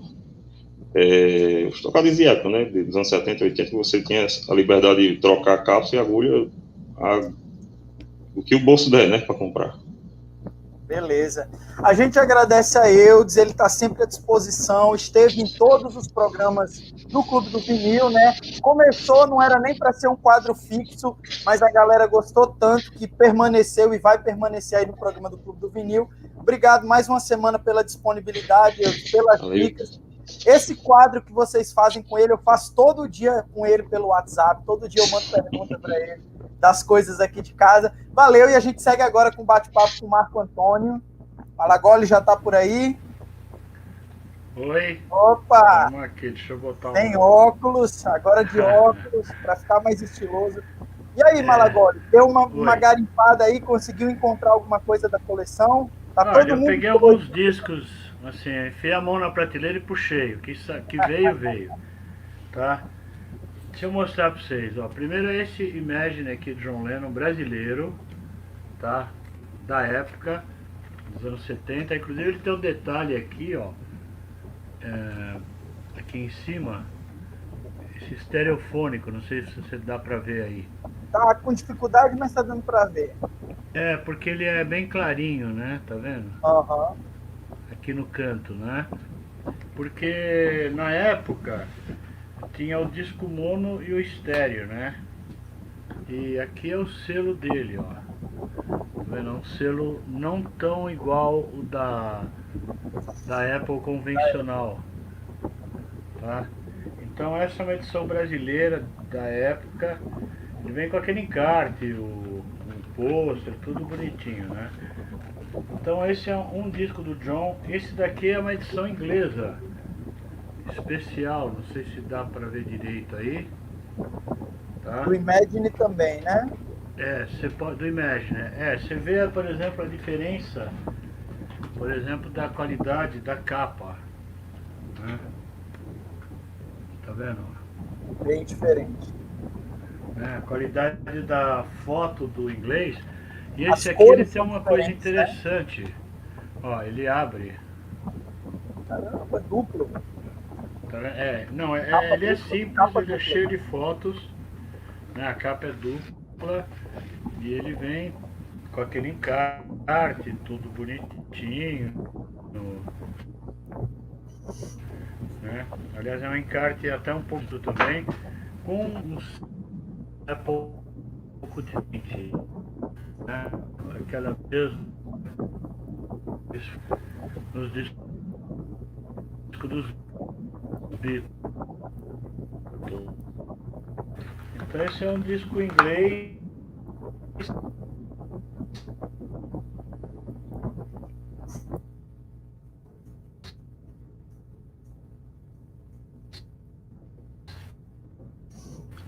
uma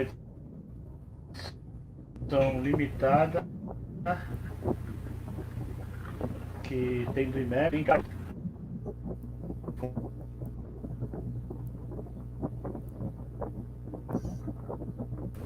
Acho que a gente teve um probleminha. É o Sgt. Pepper's alternativo. Deu uma sumida, né? Deu uma então sumida, aqui, ó, esse mas é o agora tá Sgt. 100%. Pepper's alternativo. Tá aí, ó. Alternativo. Tá? E aí tem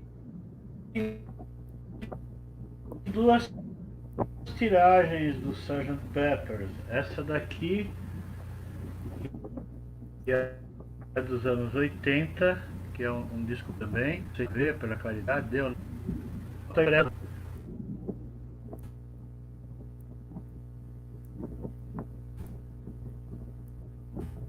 E a gente tem essa daqui que são dos 50 anos do Sgt. Pepper's também, tá? Esse daqui, você tem quantas peguei aqui versões dois do LPs Sgt. piratas dos Beatles, do Trademark. Aquele primeiro que eu mostrei são takes alternativos. Esses dois últimos é o disco normal. Inclusive aquele dos anos 80 é o disco remasterizado naquela época, e esse agora foi o dos 50 anos que foi remasterizado de novo.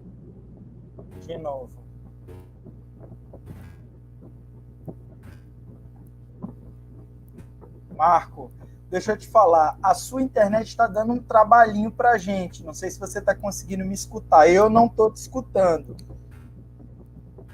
Tá me ouvindo? Quer perguntar, vai perguntando. Sim. A tua internet está dando um pouquinho de trabalho pra gente.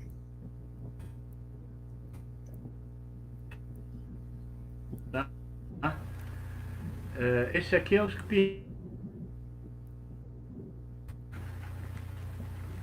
Oi, vamos lá, voltamos.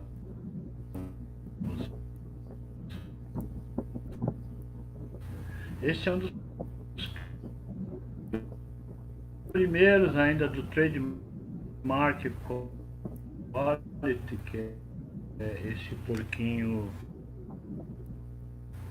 Então vamos lá, esse é um dos primeiros, assim, no Hollywood Bowl.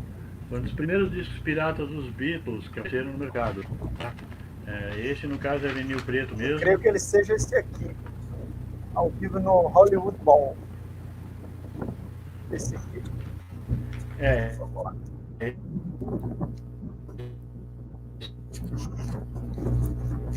é ao vivo no Hollywood Bowl. Só que esse daqui é dos... Então... esse foi o primeiro disco ao vivo, primeira prensagem do Hollywood Muito legal, Bowl que a gente teve na história, tá? Esse daqui é o Renaissance Minstrels, é um disco muito famoso, pirata também, a contracapa dele é branca, que ele tem vários shows ao vivo aqui embaixo, alguma boa parte do Ed Sullivan. Inclusive ele tem aqui um disboy que é muito interessante, porque eles repetem a segunda parte de novo. Lógico que é uma montagem, tá? Mas é ao vivo. Legal. E aí eu trouxe esse livro aqui para vocês verem, que é um livro da coleção Original Master Record.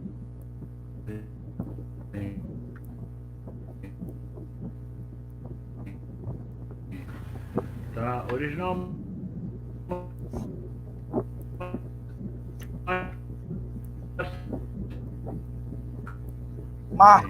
Marco, deixa eu te pedir uma coisa.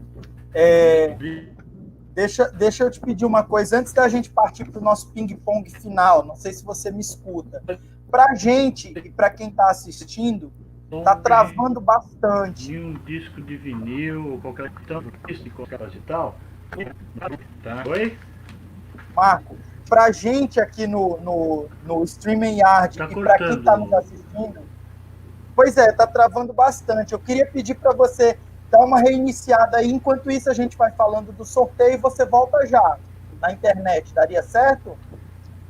Tá, reiniciar o quê? você fala. Seu roteador, a sua internet aí, porque pra gente está chegando muito picotado. Vixe, eu acho complicado. Vamos ver aqui. Vamos ver se a gente consegue retomar a partir de agora sem travar, porque esse período da tua coleção travou bastante. Mas vamos lá para o nosso ping-pong final. Vamos ver se a gente consegue tranquilo. Não poderia deixar de te perguntar isso antes da gente partir para o ping-pong. Você é um cara que viveu intensamente, né, essa bitomania. Acompanhou, conheceu. Cara, como foi para você? Eu já vi isso em outras entrevistas, mas não poderia deixar de perguntar. Como foi para você receber a notícia da morte do John Lennon e depois a notícia da morte do George Harrison, né? Não foi de uma forma violenta como a do John Lennon, mas como foi para você receber a notícia da morte desses caras? Olha,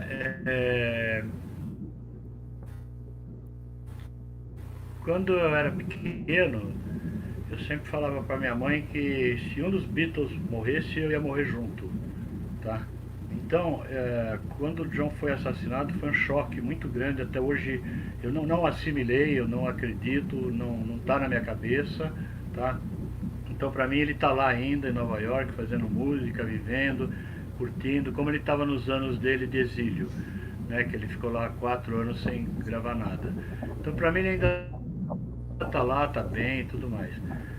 O Jorge, a mesma coisa. Para mim, ele está lá em Henlon Thames, fazendo as coisas dele, entendeu? Eu não lido muito bem com essa coisa de morte, não. Eu não sou muito... não sei, eu não consigo... Não entra na minha cabeça, sabe? Então, é difícil. O impacto foi muito grande dos dois, né? Mas não entra muito na minha cabeça. Não sei se você acompanhou, não sei se você está conseguindo me ouvir, porque está um pouquinho picotado o áudio. Pensar que eles estão lá curtindo, fazendo e tal, e sentir eles vivos na minha...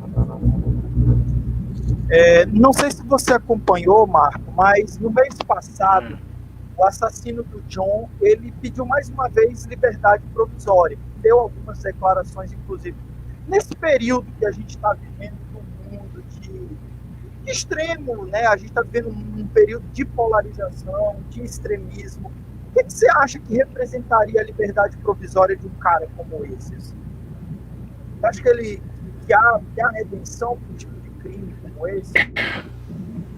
Olha, eu acho que ele não vai sair nunca, porque ele corre um sério risco de, se ele sair, vai ter alguém na porta da cadeia esperando para matar ele. Isso eu tenho certeza absoluta.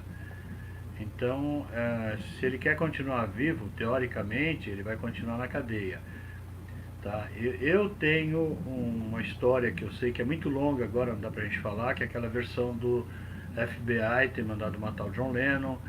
Eu acredito, eu sei, eu tenho provas disso, só que não dá pra gente ficar falando sobre isso. Então, na verdade, tudo isso é uma encenação de mídia para falar que o cara ainda está lá. Na verdade, ele não está nem na cadeia, tá? É uma história longa, complicada, não sei o que e tal.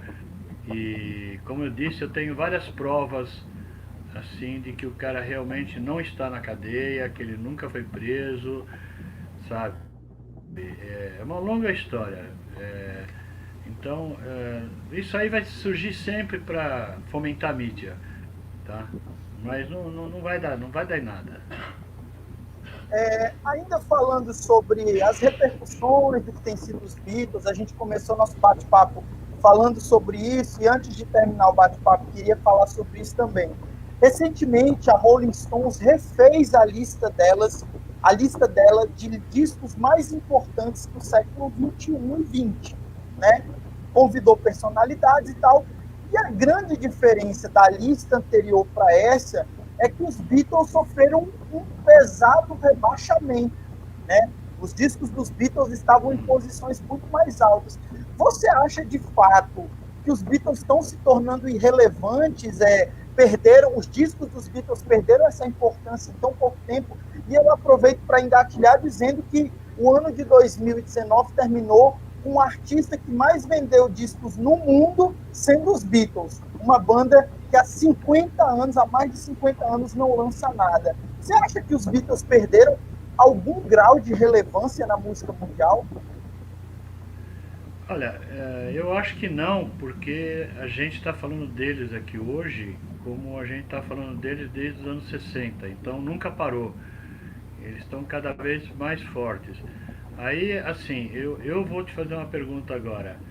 Qual é a relevância da Rolling Stone para você ou para mim? Nem para mim nenhuma. Qual a relevância dessas pessoas que escolheram os discos para Rolling Stone? Não sei quem são, para mim não são importantes. São um monte de Zé Ninguém aí, sabe, que quer aparecer. Então, assim, eu percebo que para as pessoas aparecerem, elas têm que falar dos Beatles, seja bem ou seja mal. Então, para a revista, por exemplo, Rolling Stone, eu sei qual meio que saiu isso, porque eu não perco tempo com essas coisas, para ela fazer isso daí, é porque eles estão precisando de ibope, estão precisando de audiência, estão precisando de gente, de puxar interesse. Então, qual é a saída deles? É falar mal dos Beatles, entendeu? Como tem, por exemplo, muito fã, entre aspas, dos Beatles no Brasil, que não conhece nada de Beatles e se dizem fã dos Beatles para poder com que as pessoas deem importância àquela pessoa, entendeu? Então o cara tá lá, eu sou bitomaníaco, legal, fala não sei o que, não sei, sabe? Eu tive uma experiência, por exemplo, numa dessas viagens que a gente fez para a Inglaterra. Quando eu cheguei na alfândega, chegou um pessoal antes de mim falando que eram bitomaníacos, né? Eu vi isso daí acontecer. Aí o fiscal, para dar o visto deles no passaporte, vocês são bitomaníacos? Então eu vou fazer algumas perguntas sobre os Beatles para vocês.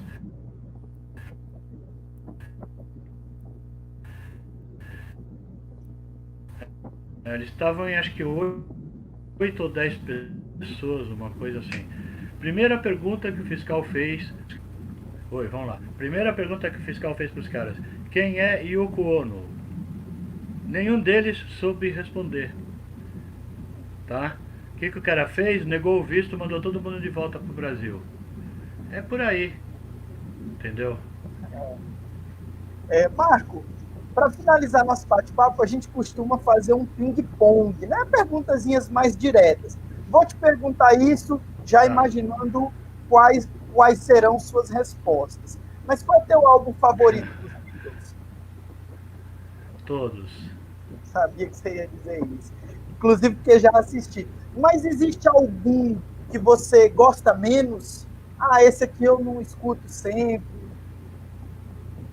Não, porque, assim, os Beatles para mim, quando eu conheci Beatles, eles foram surgindo álbum a álbum, disco a disco. Não é? Hoje é diferente, você vai na loja, você compra todos e fala: legal, eu vou ouvir o Revolver, agora eu vou ouvir o Please Please Me, agora eu vou ouvir o Sgt. Peppers, agora eu vou ouvir o Abbey Road, vou ouvir o Beatles for Sale. Então hoje você tem essas opções. Na época que eu cresci, que eu vivi Beatles, como eu vivo até hoje, não tinha, você tinha que ir disco a disco conforme eles iam lançando. Então eu curti todos por igual. Para mim não teve, assim, não tem um disco predileto por causa disso. Todos fazem parte da minha vida, todos têm um significado e uma importância muito grande, e eu percebo que os discos dos Beatles têm um aprimoramento técnico à medida que eles foram gravando, tá? Que foram coisas que eles foram aprendendo em estúdio e melhorando a qualidade da gravação ou até os arranjos musicais, entendeu? Isso foi uma evolução que eles tiveram. Mas não que o Please Please Me seja ruim ou o Abbey Road seja o melhor. Não, para mim todos são iguais. Eu vi em algumas entrevistas você falando que She Loves You era talvez a música que você conseguisse elencar como a sua favorita, porque foi a primeira que você escutou. Mas existe alguma canção dos Beatles assim que, aquela ali eu não consigo ouvir, que eu me emociono? Tem alguma? Ou isso vale para tudo?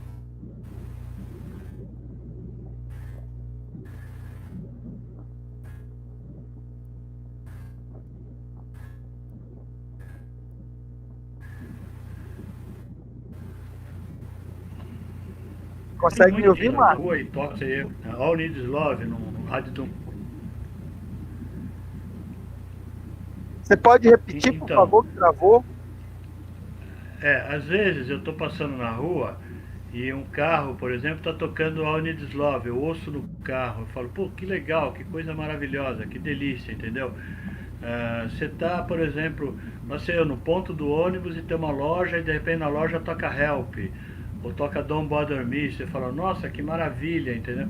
Então cada momento que você ouve, cada situação traz um tipo de emoção diferente, tá? Eu costumo dizer que tudo no mundo tem Beatles, mesmo que a gente não saiba. Tudo tem alguma pequena influência, algum contatozinho. Mas me diz uma coisa, Marcos, sobre os trabalhos solo dos Beatles, do John, do Paul, do George, do Ringo, tem algum que é o teu preferido, ou você também gosta deles assim na mesma métrica? Não, eu procuro gostar na mesma proporção, tá? Só que assim, por exemplo, o trabalho do John Lennon solo e do George Harrison, como são menores, eu acho que eles são impecáveis, tá? Eu não tenho restrição, não tenho uma música que eu não gosto, nada. O trabalho do Ringo, como ele não é compositor, ele gravou algumas músicas que não me agradam e outras que eu acho maravilhosas, tá? Então, do Ringo não é todos os discos dele que são fantásticos, mas todos os discos dele tem muitas músicas boas. Tem uma ou duas que eu não gosto, mas a maioria eu gosto, tá? Já o Paul McCartney, ele tem um trabalho muito extenso, tá? Então, o Paul McCartney, por exemplo, eu já vou te falar um disco que eu não gosto do Paul McCartney, que eu tenho por coleção, mas não faço ouvi na época, não faz tempo que eu não ouço e nem quero mais ouvir, que é o McCartney 2. Eu acho que ele daria um ótimo compacto simples com Waterfalls e One of These Days. O resto do disco eu não gosto, entendeu? Ele tem, por exemplo, o Pipes of Peace e o Tug of War, que eu acho que se juntasse os dois num disco só e cortasse um monte de música, ficaria um disco perfeito, tá? Então tem umas coisas do Paul McCartney, porque o Paul reclama muito disso. Ele faz qualquer música, ele chega no estúdio, olha, fiz isso, ai que maravilha, que fantástico, que não sei o que e tal. Não tem ninguém que chega para ele e fala assim, essa música não é boa, vamos melhorar ou não grava, como fazia o John, o George, o Ringo ou o George Martin com ele. E ele reclama muito disso, que tudo que ele faz, todo mundo que ele mostra fala que é fantástica, bonita, linda, maravilhosa, entendeu? Então, o Paul McCartney, eu tenho toda a coleção, gosto, tenho os discos guardados, já escutei todos, conheço e tal, mas tem alguns discos dele que não me agradam muito, não me agradam por inteiro, igual os discos do Ringo, tem músicas boas e tem músicas que eu não gosto, tá? Agora, ele até os anos 70, por exemplo, Flaming Pie eu acho que é o disco mais Beatle que ele gravou na vida dele depois que ele saiu dos Beatles, entendeu? Então, tem muito disso. Esse Egypt Station, por exemplo, eu achei o disco fantástico, maravilhoso, lindo, uma música melhor que a outra, com exceção do Back in Brazil, que eu não gosto, não aceito, não bateu com o meu gosto particular, e sabe, é tipo da música assim que pra mim ele não devia nem ter composto. Então eu tenho muito disso, sabe, eu talvez, se eu tivesse a oportunidade de conversar com o Paul McCartney, lógico, quem sou eu? Chegar e falar, isso daqui é ruim, isso daqui você não devia ter gravado e tal, eu falaria, entendeu? Embora sim, ele é um cara que compôs músicas geniais, milhares, né? E continua compondo maravilhosas músicas e tal. Então assim, eu não tenho autoridade para chegar lá para ele e falar isso. Mas como fã, como uma pessoa que compra os discos dele, que curte a carreira dele, que acompanha ele desde o começo, eu acho que eu teria a manha de chegar lá e falar, olha, McCartney 2 eu não gosto, isso eu não gosto, como eu estou falando aqui para você, entendeu? Mas o Paul tem muito disco, ele solta disco todo mês quase, né? Malagoli, a gente já vai para 1h40 de bate-papo, tenho certeza. Até porque eu tô olhando o roteiro aqui, muita coisa a gente não conseguiu falar. Né? Se a gente tivesse 2, 3 horas, não daria, é muita história. Só isso aí que você falou do FBI, a gente poderia fazer um programa só sobre isso. Sim. Queria te perguntar, já que você falou que se encontrasse o Paul falaria isso, se você tivesse hoje numa mesa de bar e pudesse escolher um dos 4 Beatles para sentar contigo e bater um papo, quem você escolheria e o que você diria para ele, para a gente fechar esse bate-papo? Só um? Só um. Para sair do muro. Não sei, viu? Não sei mesmo.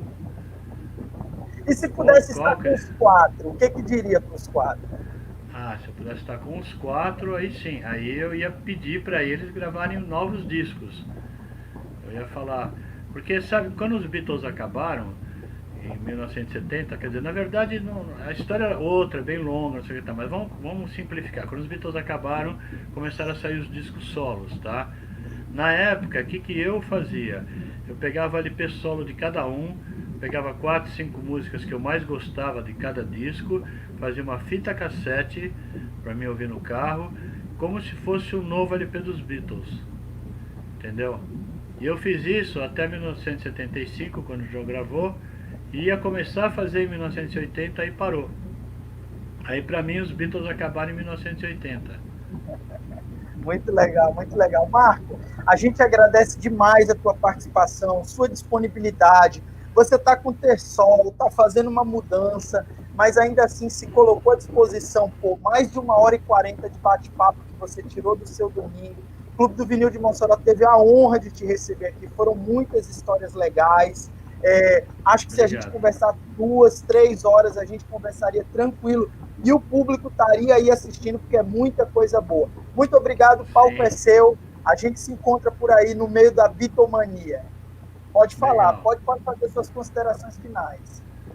Não, obrigado, eu quero agradecer a oportunidade, né, e aproveitar e avisar o pessoal que tem no nosso canal do YouTube, que é o Revolution 9, Beatles Fan Club, tem umas pílulas do Revolution que eu estou fazendo agora, que são vídeos curtos de 8, 9, 7 minutos, 6 às vezes, com várias curiosidades, onde eu mostro e tal, conto a história, e é bem legal se vocês puderem assistir.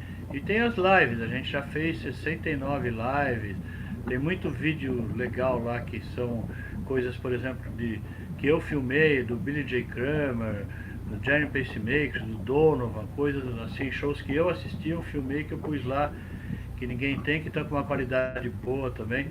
Então tem muita coisa boa no nosso YouTube, no Revolution 9, né? E o nosso site, como eu disse, dia 9 nós vamos fazer a live do John Lennon. Queria convidar vocês todos a participarem, não só assistir, quem quiser entrar lá e dar um depoimento, cantar uma música e tal pro John, será bem-vindo. É só combinar comigo antes, tá? E é isso aí, queria convidar vocês para isso e agradecer a oportunidade da gente aqui, poder trocar essa ideia e rever os amigos aí, né? Valeu! Muito obrigado, Marco. A gente é que agradece. Peço para o Íbero me colocar em tela inteira aí. Um abraço, Marco. A gente se encontra dia 9 lá no seu canal para fazer essa homenagem ao John Lennon. E agora a gente vai para o nosso tradicional sorteio. Participará, né? Então, eu é que estarei em tela inteira, né? Vamos lá. Vamos começar o nosso sorteio, já tradicional. O Íbero colocou os nomes que estão participando do sorteio. Para participar, você já sabe, então no próximo domingo em que a gente fizer programa do Clube do Vinil, hashtag Clube do Vinil Mossoró, sempre tem presente legal. A gente pede que você compartilhe esse vídeo, ele vai ficar salvo aí no canal do Clube do Vinil. Compartilhe o vídeo, mande no grupo da família.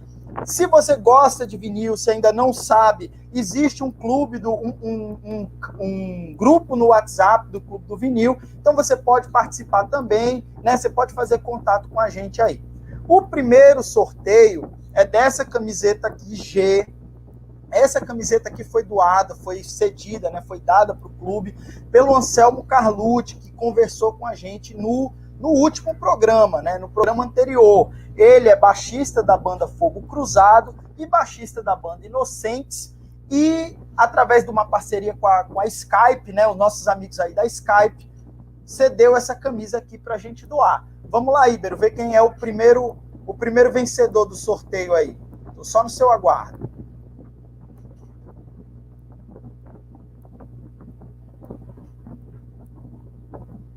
Tan, tan, tan, tan.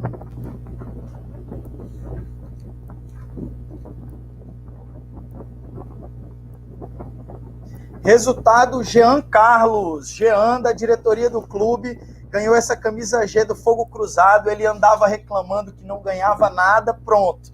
Tá aqui, ó, um presentão aqui para você aproveitar aí. Segundo presente aqui, né? Segundo item que a gente vai sortear ao final da nossa live, também é de uma parceria, né? O pessoal da Rising Records, o Luciano, nosso companheiro aí no clube, ele me mandou aqui brevemente uma descrição aqui do vídeo, do CD, desculpa. Vou ler aqui rapidinho, se eu encontrar. Vou ler aqui rapidinho. Esse é o álbum Daryl Stuermer. É um álbum de música instrumental, guitarrista, né, de guitarra. E ele cedeu aqui pra gente, é parceiro aqui do clube. Ele cedeu 2 CDs. Então o primeiro que a gente vai sortear é esse. Vamos lá, Íbero, pode sortear. Estou no seu aguardo.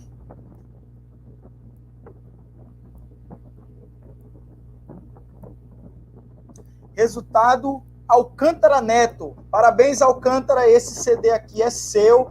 A gente quer agradecer demais a Luciano, que doou 2 CDs. Essa camisa aqui dos Beatles eu comprei lá na Rising. Ele tem camisa de várias bandas. Então, né, se você estiver procurando camisa de banda, pode procurar lá CDs, DVDs, LPs, etc.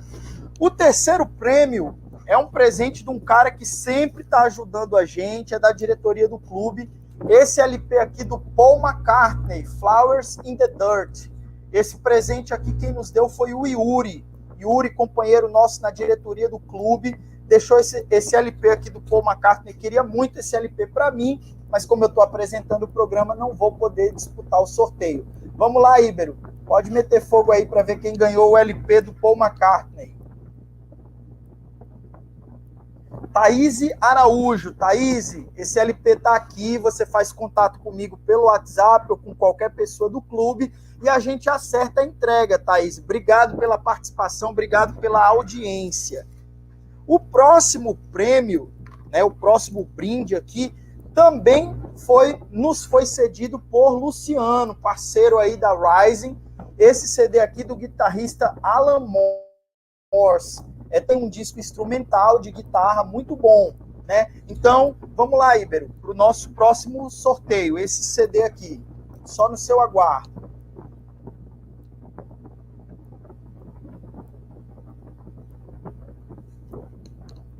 Clécio Alves, quem venceu o sorteio foi Clécio Alves. Lembrando, esses prêmios todos estão aqui comigo, né? Então, se você foi sorteado, procura a gente aí no chat do YouTube, procura a gente no WhatsApp que a gente organiza a entrega.